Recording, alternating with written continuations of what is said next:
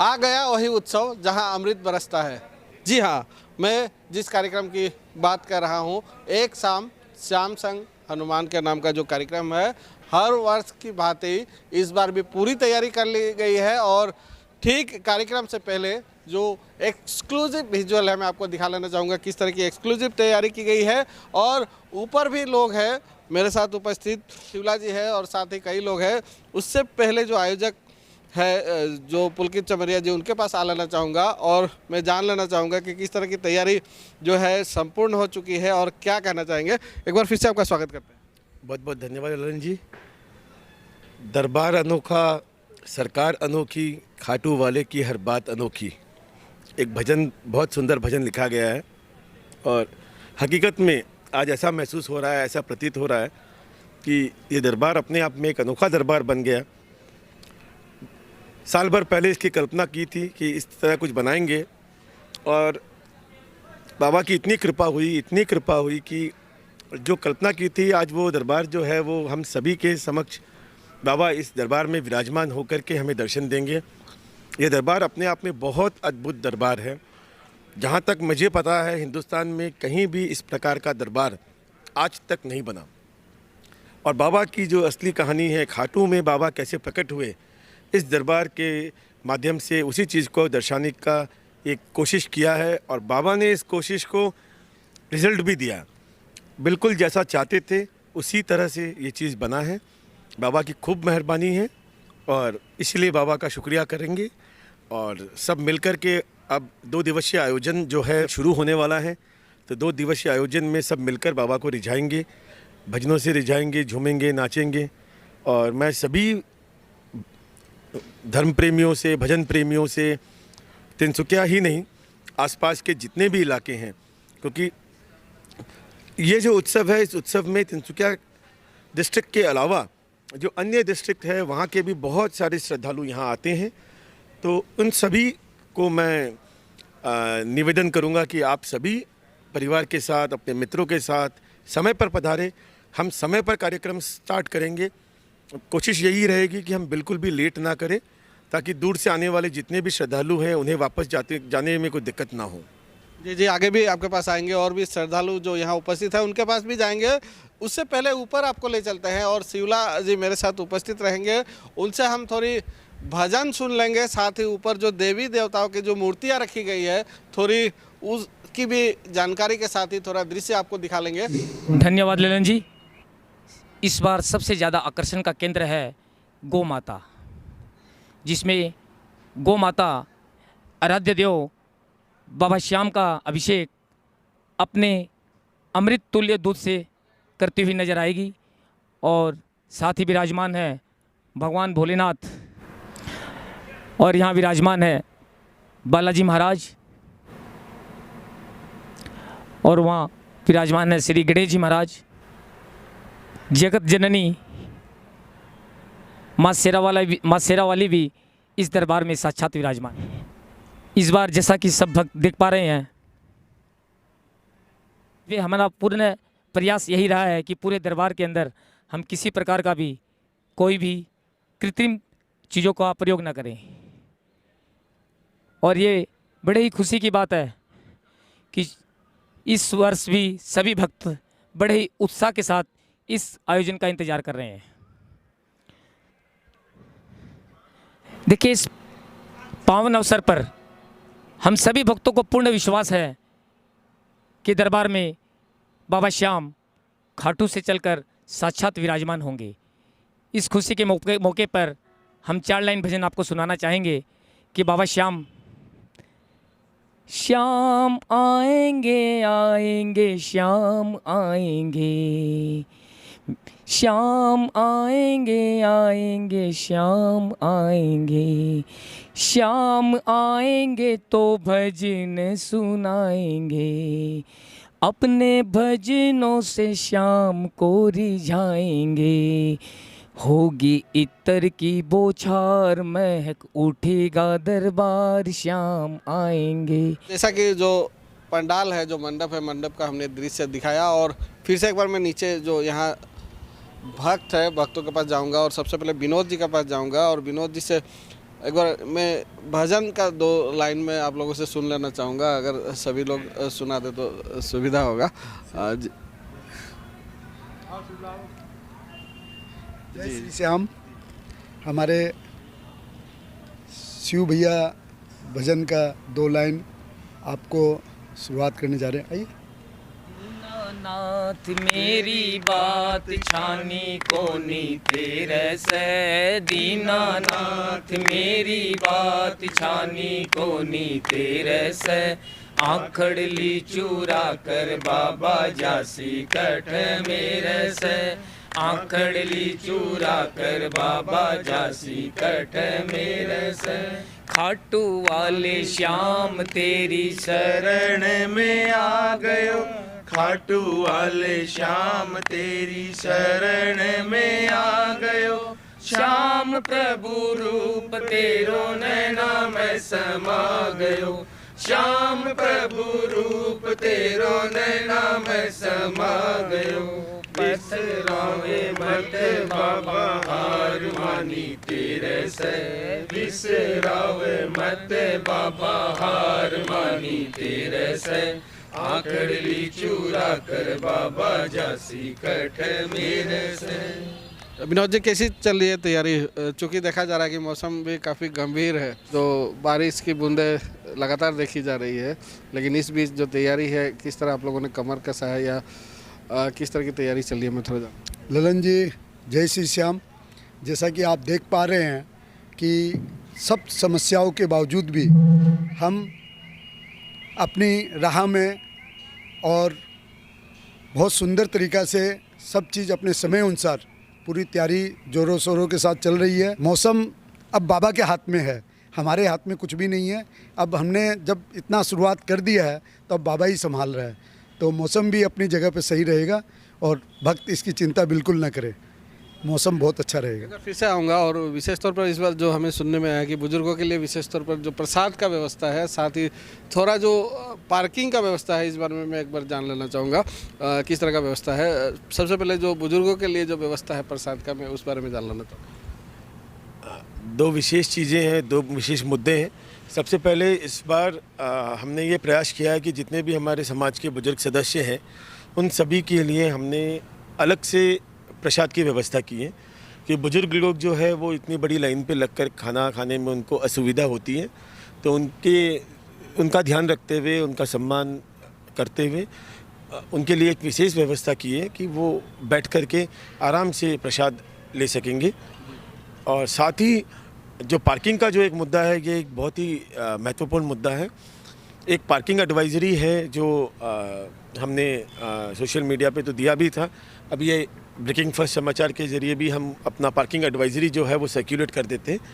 तो सभी लोगों से मैं यही रिक्वेस्ट करूँगा कि आपका सहयोग यही होगा कि आप इस कार्यक्रम के लिए, इस उत्सव के लिए जो तैयारी की गई है, जिस तरह से व्यवस्था की गई है, आप व्यवस्था बनाए रखें।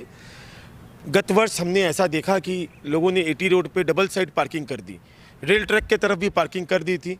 वो बहुत ही अजीब है। ऐसा आप इलीगली अगर कुछ भी करते हैं, पार्किंग गलत तरीके से करते हैं, वो एक बहुत ही चिंताजनक है। और प्लस उस पर कोई प्रशासन, पुलिस प्रशासन अगर कुछ भी एक्शन लेती है तो वो बाध्य है उसको लेने के लिए।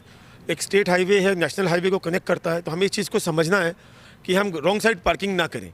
पार्किंग एक साइड है एटी रोड में, पर गत वर्ष ऐसा हुआ, तो मैं अनुरोध करूंगा मीडिया चैनल के माध्यम से कि इस प्रकार का गलत काम ना करें।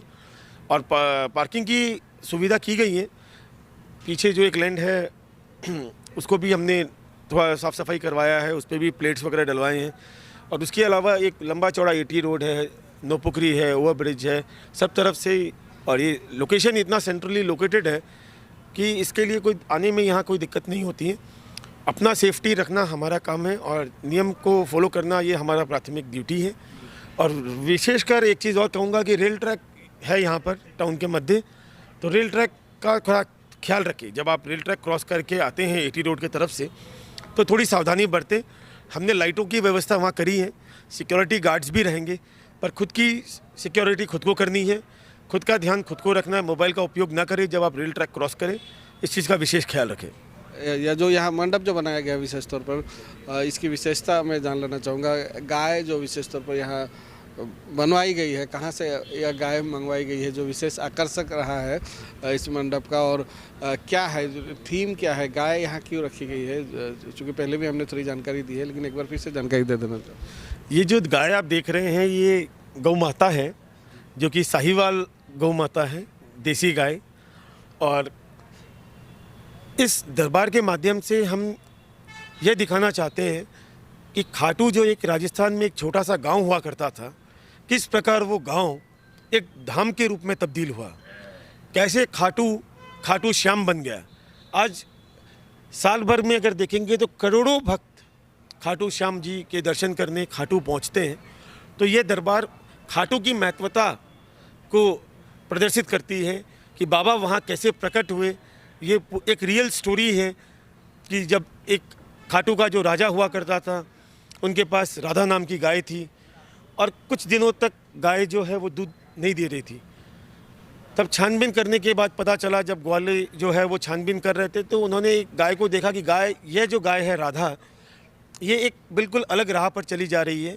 और उस राह पर जाने के बाद गाय के थन से अपने आप दूध निकलना स्टार्ट हो जाता है। वो जिन्होंने भी इस दृश्य को देखा वे आश्चर्य हो गए कि ये क्या हो रहा है। उन लोगों को लगा कि क्या पता खाटू गांव में कोई एक मतलब कुछ खतरा है या क्या है। उन्होंने जाकर राजा को इस चीज़ के बारे में बताया, तो राजा स्वयं जो है इस जगह पर आए, उन्होंने ये दृश्य अपने आंखों से देखा। और जब उन्होंने ये दृश्य देखा तो वे भी अचंभित हो गए। रात को कहते हैं कि बाबा श्याम के उनको दर्शन हुए कि डरने की कोई बात नहीं है, घबराने की कोई बात नहीं है, अब ये गांव जो है एक धाम बनेगा और खाटू जो है वो खाटू श्याम के नाम से जाना जाएगा विश्व भर में।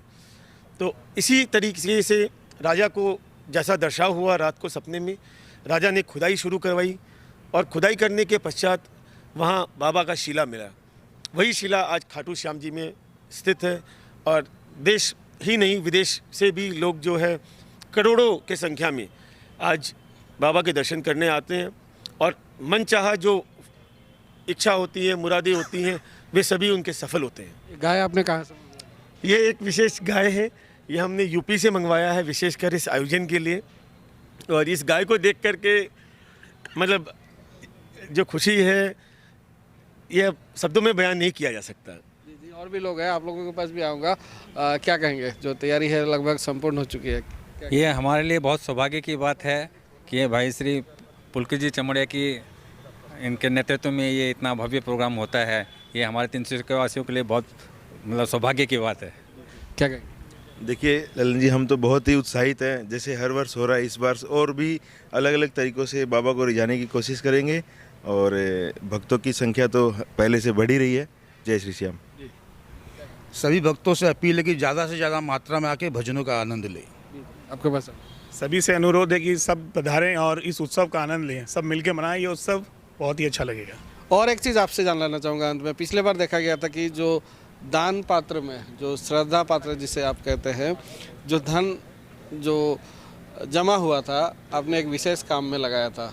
यह काम क्या किया गया था, मैं आपके मुंह से ही सुन लेना चाहूँगा। और इस बार भी क्या इस तरह की तैयारी चल रही है? ये एक अनोखा प्रयास था कि हम बाबा को जो भेंट चढ़ाते हैं, जितने भी श्रद्धालु आते हैं वे जोत लेते हैं बाबा का और कुछ भेंट चढ़ाते हैं। तो जब वो भेंट चढ़ता है, एकत्रित हो जाता है, तो एक संख्या बन जाती है। 1-1 रुपये 1000 आदमी चढ़ाते हैं तो 1000 रुपया हो जाता है, 100-100 रुपये चढ़ाते हैं, 10 रुपये चढ़ाते हैं, सब बाबा को भेंट चढ़ाते हैं। और जब उस भेंट को एकत्रित करते हैं तो एक मोटा रकम बन जाता है। तो हमने क्या विचार किया कि बाबा का जो भेंट है बाबा का धन है, और गौ सेवा से अच्छा इसका कोई उपयोग नहीं हो सकता। गौ माता ऐसी प्राणी है, ऐसे जीव है इस पृथ्वी पर जहाँ सभी देवी देवता वहाँ वास करते हैं। तो गौ सेवा हेतु हमने रोटी कलेक्शन वैन का अनावरण किया, जिसका अनावरण हमारे इसी दान पात्र से जो धन जमा, इस दान पात्र में पिछले कीर्तन में जो पैसे जो भी भेंट चढ़ाया गया, उस भेंट के आप सभी के सहयोग से, मतलब जो भेंट आप लोगों ने चढ़ाया, तो आपका चढ़ाया हुआ जो भेंट है वही आज गौ माता की सेवा में लगा हुआ है। तो इस रोटी कलेक्शन वैन का अनावरण हमने यहाँ पे 6 महीने के आसपास हो गया। 6 महीने पहले हमने मुख्यमंत्री जी ने इस रोटी कलेक्शन वैन का अनावरण किया और उन्होंने भी बहुत सराहना की कि ये उन्होंने पहला देखा है ऐसा कंसेप्ट कि ये एक कंसेप्ट है। उन्होंने कहा कि मैं गुवाहाटी में भी लोगों को प्रोत्साहित करूँगा कि इस तरह की चीज़ों को आप स्टार्ट करें। और ये रोटी कलेक्शन वैन का जो संचालन है ये हमारे साथी विनोद जी करते आ रहे हैं। और विनोद जी के लिए क्या कहूँ, विनोद जी तो एम्बुलेंस मैन के नाम से जाने ही जाते हैं। अब एम्बुलेंस के साथ साथ आप गौ सेवा में भी ये इस मार्ग पे भी आगे आ गए, तो ये बहुत खुशी की बात है। और कहते हुए परम हर्ष हो रहा है कि एक गाड़ी से पूरे तिनसुकिया में रोटी कलेक्शन नहीं कर पा रहे थे। जितनी ज़रूरत थी उसके हिसाब से लोगों का डिमांड था कि कहते थे कि हमारे चालिया नगर तक आता है पर बरदौला नगर नहीं जाता है या पर्वतिया के इंटीरियर एरियाज़ में नहीं जाता है। तो इस चीज़ को डिस्कस किया हम लोगों ने, तो इस निर्णय पे निकले कि इस वर्ष भी जो है एक रोटी कलेक्शन वैन, एक सेकेंड रोटी कलेक्शन वैन जो है वो गौ सेवा के लिए हम समर्पित करेंगे।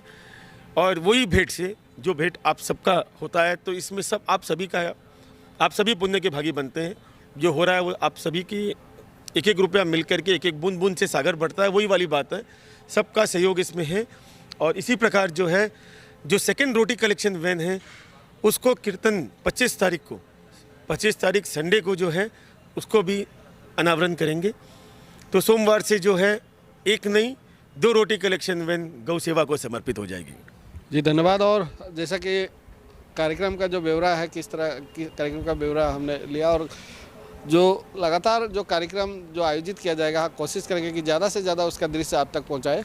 फिलहाल मैं लूँगा पिता फरसत बने रहिए, अब देखते रहिए बेकी पास समाचार।